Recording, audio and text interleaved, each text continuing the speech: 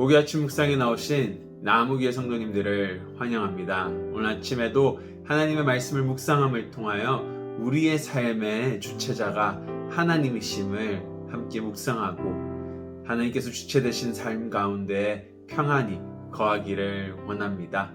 오늘 하나님께서 저희들에게 주신 말씀은 여호수아 1장 1절에서 9절 말씀입니다. 함께 드라마 바이블로 말씀 듣고 오시겠습니다. 여호와의 종 모세가 죽은 후에 여호와께서 모세의 수종자 눈의 아들 여호수아에게 말씀하여 이르시되 내 종 모세가 죽었으니 이제 너는 이 모든 백성과 더불어 일어나 이 요단을 건너 내가 그들 곧 이스라엘 자손에게 주는 그 땅으로 가라.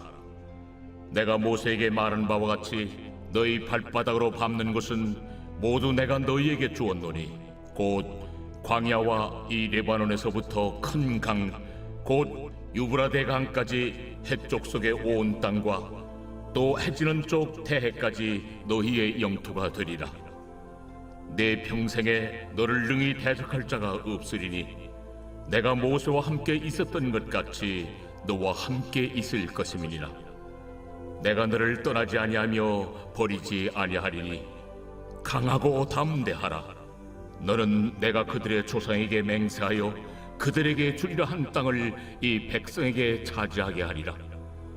오직 강하고 극히 담대하여 나의 종 모세가 내게 명령한 그 율법을 다 지켜 행하고 우로나 좌로나 치우치지 말라.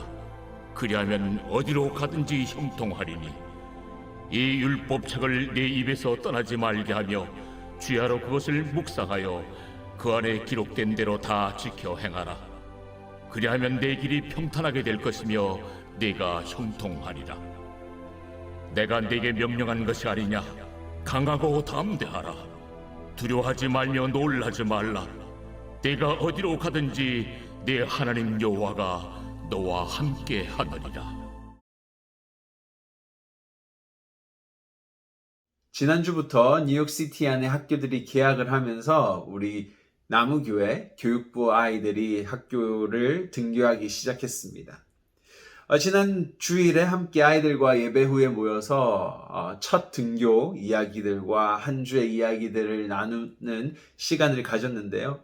그 나눔 속에서 참 즐거운 이야기들도 있었고요. 또 재미있는 에피소드들이 있었습니다. 학교를 처음 가게 돼서 학교 건물 구조가 어떤지를 몰라서 아이들이 교실을 찾지 못해서 수업 시간에 늦게 가는 그러한 황당한 일들도 있었다고 합니다. 동시에 이러한 황당하고 재밌는 이야기들 가운데 아이들 가운데 두려움이 또한 있었는데요. 선생님들과의 관계를 어떻게 맺어가야 될지, 또한 새로운 학교에서 새로운 친구들과의 관계를 걱정하는 아이들도 있었습니다. 또한 학교 과제들을 매일매일 감당해야 되는 그런 두려움도 있었고, 이제 다음 내년부터는 고등학교를 진학을 앞두고 대학 진학을 앞두고 준비해야 하는 그런 두려움들이 있었습니다. 참 아이들 안에도요, 이러한 다양한 두려움들이 존재합니다. 오늘 본문은 저희가 잘 아는 내용인데요. 하나님께서 모세 다음으로 바로 여호수아를 이스라엘의 리더로 선택하셨습니다. 그리고 여호수아에게 이렇게 말씀하시죠. 오늘 본문 잘 아는 내용인데요. 강하고 담대하라. 성경 속에는 하나님과 여호수아의 대화 내용이 나오지는 않습니다. 하지만은 하나님께서 여호수아에게 강하고 담대하라고 하셨던 이유는 무엇일까요?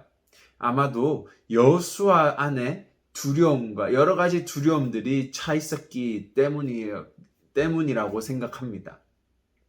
저희가 모세의 이야기를 다시 생각해 보면요. 모세를 부르실 때도 모세도 하나님, 저는 말도 잘 못하는 리더이고요. 부족함이 너무 많습니다. 저 같은 존재는 바로 앞에 설 수 없는 자입니다. 라고 말을 합니다.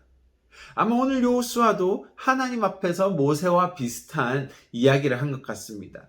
하나님, 저는 리더로서 일해본 적이 없고요. 이 많은 백성들을 데리고 요단강을 건너 가나안 땅으로 들어갈 자신이 없습니다. 하나님, 저는 군사학교를 졸업하지 않았고 전문적인 군사훈련을 받은 사람이 아닙니다. 하나님, 나는 가나안 땅의 지형도 정확히 모르고 처음 가는 초행길입니다.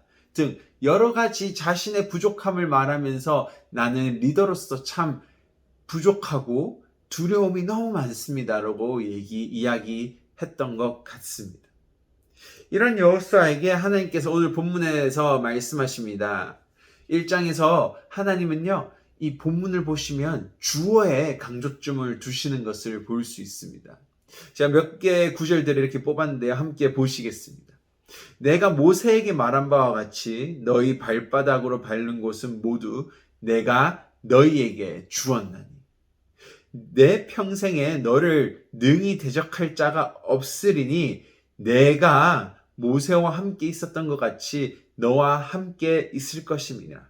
내가 너를 떠나지 아니하며 버리지 아니하리니 강하고 담대하라. 너는 내가 그들의 조상에게 맹세하였다.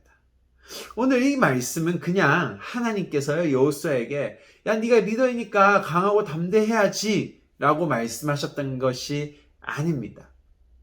바로 오늘 여호수아에게 너의 삶의 주체는 너 자신이 아닌 바로 나 하나님이 너의 삶의 주체이니 내가 너를 이끌어갈 것이고 내가 이 땅을 너희에게 줄 것이고 내가 이 정쟁을 승리로 이끌어갈 것이니 강하고 담대하라, 걱정하지 말아라 라고 말씀하신 것입니다. 내가 너에게 줄 것이고 내가 너를 이끌어갈 것이다 라고 하나님은 1장에서 바로 여호수아에게 너의 삶의 주체는 너가 아닌 나 하나님이심을 강조하고 계셨던 것입니다. 그렇기 때문에 너가 오늘 강하고 담대할 수 있다 여호수아야 라고 하나님은 말씀하십니다.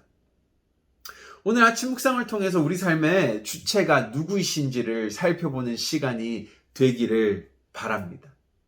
현대문화, 현대인들은요, 삶의 주체가요, 오늘 내 자신이 내가 내 것이고 내 삶의 주체는 바로 나라는 것을 많이 강조하면서 가르칩니다. 따라서 이로 인해서 우리 삶의 주체가 하나님이심을 잊고 살 때가 있다라는 것이죠. 두 번째로 우리가 생각했으면 좋겠는 것은요, 하나님께서 주체가 되신 삶의 형태 또는 삶의 목적이 무엇인지 올바르게 묵상했으면 좋겠습니다. 하나님이 내 삶을 이끌어 가시고 하나님께서 내 삶의 주인이 되셨기 때문에 강하고 담대하는 것 당연한 것입니다. 그렇다면 하나님께서 우리 삶의 주인이 되셨을 때 우리 삶의 형태와 우리 삶의 의미가 무엇이 되냐라는 것이죠. 내가 원하는 것을 가지는 것이 나의 하나님께서 주체가 되신 삶의 형태가 아닙니다. 오늘 본문 8절에서 하나님께서 말씀하십니다. 이 율법책을 내 입에서 떠나지 말게 하며 주야로 그것을 묵상하여라. 바로 네 삶의 주체는 나 하나님이니 바로 내가 너희에게 준 율법과 계명을 묵상하고 그것들을 지켜 행하라고 말씀하셨습니다. 오늘 우리 하루를 시작합니다. 또한 하루를 살아가는 가운데 우리가 강하고 담대할 수 있는 이유는 하나님께서 우리 삶의 주체가 되시기 때문입니다. 더해서 하나님께서 우리 삶의 주체가 되셨다라는 것은 바로 하나님의 명령과 계명을 준행하면서 살아가는 것이 우리의 삶입니다. 우리 이것을 기억하며 우리의 삶의 의미가 또 우리의 삶이 어떻게 강하고 담대할 수 있는지를 다시 묵상하고 기억하는 시간이 되었으면 좋겠습니다.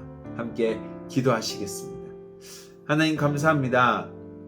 오늘 여호수아 말씀을 통하여 우리의 삶의 주체가 내 자신이 아닌 하나님이심을 다시 살펴보게 하시고 다시 기억하게 하여 주셔서 감사합니다. 하나님, 내가 내 삶의 주인일 때 참 두려운 일들이 많습니다. 왜냐하면 우리는 너무나도 부족하고 연약한 자들이고 죄인된 자들이기 때문입니다. 하지만 하나님 완전하시고 무한하시고 능력이 있으신 왕이신 나의 하나님께서는 우리의 삶을 올바른 길로, 또한 우리가 보지 못하는 것들을 제공하심을 통하여 우리 삶을 충족케 하시는 분이심을 고백합니다. 오늘 하나님께서 우리의 삶의 주체자이심을 고백할 때 우리의 삶 속에 두려움들이 사라지게 하시고, 또한 우리의 삶이 올바르게 가지 못하고 있었다면 하나님이 우리의 삶의 왕이심을 통하여 하나님께서 원하시는 것들을 바라보고 살아갈 수 있는 우리의 삶이 되게 인도하여 주시옵소서. 감사합니다. 예수님 이름으로 기도드립니다.